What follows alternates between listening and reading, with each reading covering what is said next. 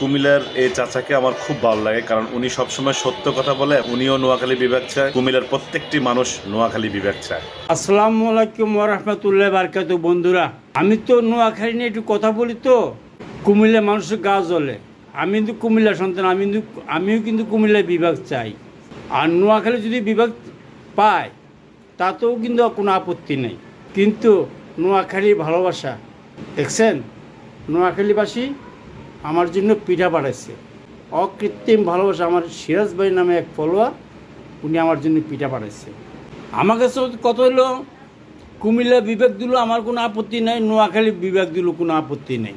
তবে নোয়াখালী যদি বিভাগ হয়, তবে নোয়াখালী মানুষ যে অতিথিপরায়ণ, নোয়াখালী মানুষের যে অকৃত্রিম ভালোবাসা, সেটা আমরা কুমিল্লাবাসী সবাই আমরা জানি।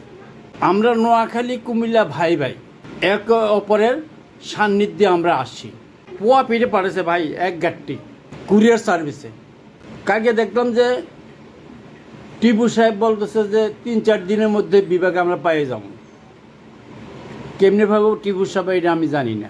নোয়াখালী বিভাগ কেন আমি চাই জানেন? নোয়াখালীতে এরা বলতেছে আমরা অবহেলিত, একটা বাণী, ভবিষ্যৎ বাণী করতেছি। মনে হয় নোয়াখালীর বিভাগ করে দিব। কেন জানেন? তাদের অনেক সম্পদ আছে।